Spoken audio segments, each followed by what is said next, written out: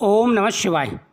स्वागत है आप सभी का मेरे YouTube चैनल पर। मैं हरिओम शर्मा आज आपको हरतालिका तीज की व्रत विधि व कथा सुनाने जा रहा हूँ। इस कथा को पूरा सुनें। इस दिन भगवान शिव और माता पार्वती की पूजा की जाती है। यह व्रत विवाहित महिलाओं के अलावा अविवाहित लड़कियों द्वारा भी रखा जाता है। इस दिन निर्जल और निराहार व्रत किया जाता है। मान्यता है कि इस व्रत को सबसे पहले माता पार्वती ने भगवान शंकर को पति रूप में पाने के लिए रखा था।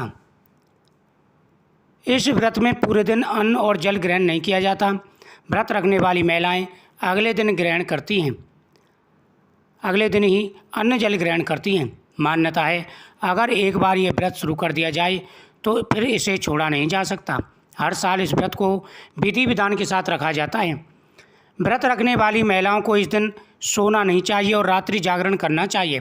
इस व्रत को कुंवारी कन्याएं अच्छे वर की प्राप्ति के लिए व शादीशुदा स्त्रियां पति की लंबी उम्र के लिए रखती हैं। इस दिन गीली मिट्टी या बालू रेत से धतूरे का फल एवं फूल, अकाब व फूल, तुलसी, मंजरी, बेलपत्र, समीपत्र, केले का पत्ता, जनेऊ, कलेवा, लच्छा या नाड़ा, वस्त्र, सीफल, कलश, अबीर, चंदन, घी, तेल, सभी प्रकार की फल एवं फूल पत्ते, कपूर, फुलहरा, कुमकुम, दीपक और विशेष प्रकार की पत्तियां, लकड़ी का पाटा, पूजा के लिए नारियल, लाल या पीले रंग का कपड़ा, पानी से भरा कलश, मेहंदी, काजल, माता के लिए चुनरी, सुहाग का सामान, सिंदूर, चूड़ियाँ, बिंदी और पंचामृत, ये सभी सामान एकत्र किया जाता है। इस व्रत की पूजा प्रदोष काल में की जाती है।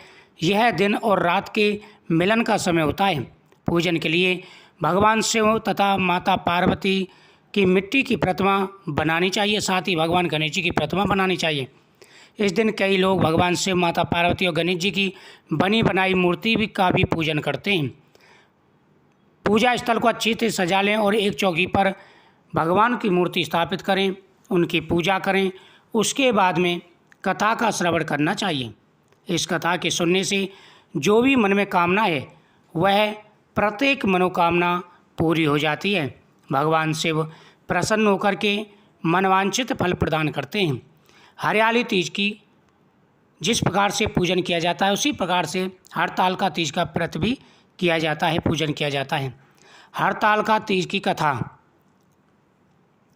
एक बार भगवान शिव ने माता पार्वती के उनके पूर्व जन्म का स्मरण कराने के उद्देश्य से इस व्रत के महत्व की कथा कही थी।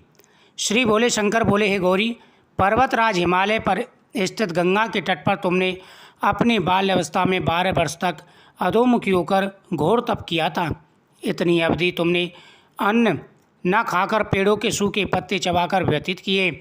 माघ की विक्रांत शीतलता में तुमने निरंतर जल में प्रवेश करके तप किया।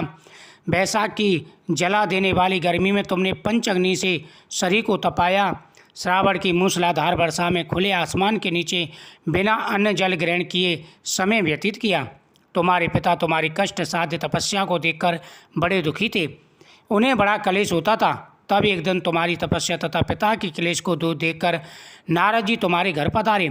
तुम्हारे पिता ने हृदय से अतिथि सत्कार करके उनसे आने का कारण पूछा।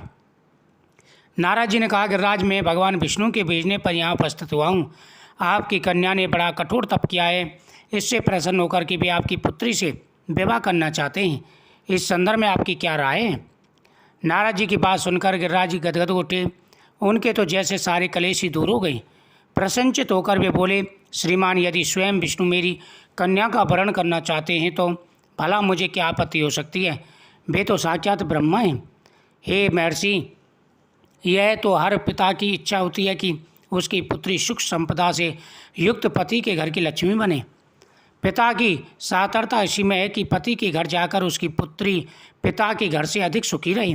तुम्हारे पिता की स्वीकृति पाकर नारद जी विष्णु के पास गए और उनसे तुम्हारे ब्याह के निश्चित होने का समाचार सुनाया। मगर इस विवाह का संबंध की बात जब तुम्हारे कान में पड़ी, तुम्हारे दुख का ठिकाना न रहा। तुम्हारी एक सखी ने तुम्हारी इस मानसिक दशा को समझ लिया और उसने तुमसे उस विवेकता का कारण जानना चाहा।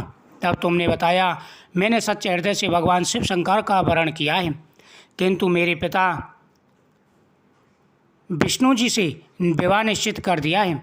मैं विचित्र धर्म संकट में हूँ, अब क्या करूँ?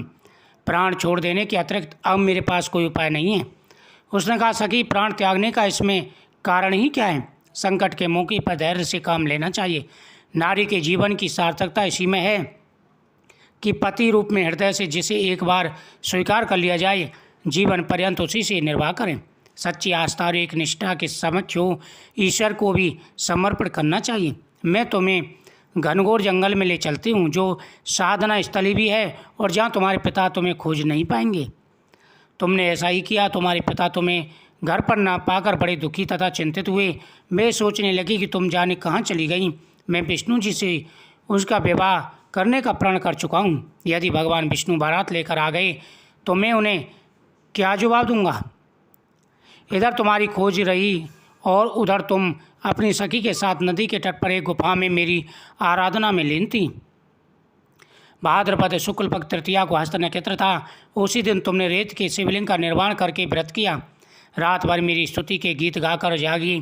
तुम्हारी इस कष्ट साधित तपस्या से प्रभाव से मेरा आसन डोलने लगा, मेरी समाधि टूट गई।